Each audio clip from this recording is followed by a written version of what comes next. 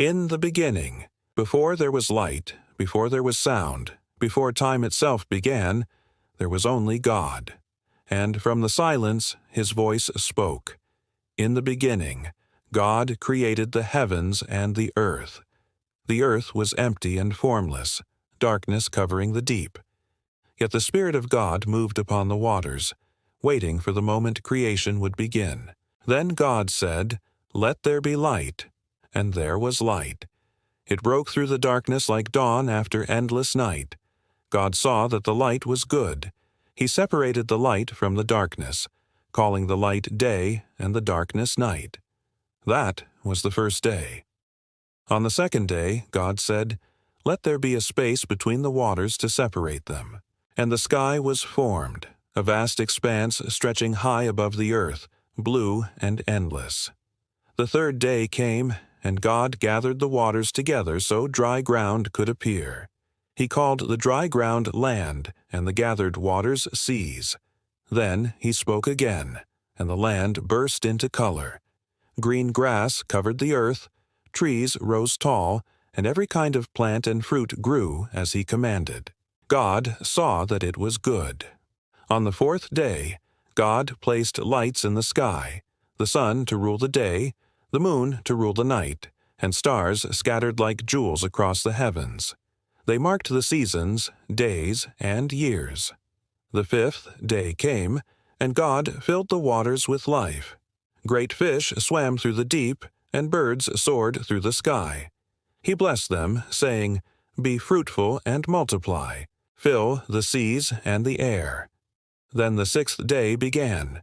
God said, "Let the earth bring forth living creatures according to their kind." And it was so. The land teemed with life, lions and lambs, elephants and deer, every creature that walks or crawls upon the ground. But creation was not yet complete. Then God said, "Let us make man in our image, after our likeness." From the dust of the ground he formed the first man and breathed into his nostrils the breath of life. The man became a living soul. God called him Adam. And seeing that man should not be alone, God caused Adam to sleep deeply. From his side he formed the first woman, Eve. Together they walked with God in the garden he had made for them, Eden, a place of beauty beyond imagination. There the rivers flowed, trees bore fruit in abundance, and every creature lived in harmony. In the center stood the tree of life and the tree of the knowledge of good and evil. God blessed them and said, "Be fruitful and multiply. Fill the earth and subdue it. Rule over the fish of the sea and the birds of the air and every living thing that moves on the earth." When the sixth day ended, God looked upon all he had made, the heavens, the earth, the sea, and all their creatures, and he saw that it was very good. And on the seventh day God rested, not because he was weary, but to bless and sanctify the day, to mark it as holy. The heavens and the earth were complete, each star in its place, each breath in its rhythm. The world was alive, filled with light and life, flowing in harmony with its Creator's design. And in the cool of the evening, the voice of God walked among the trees of the garden.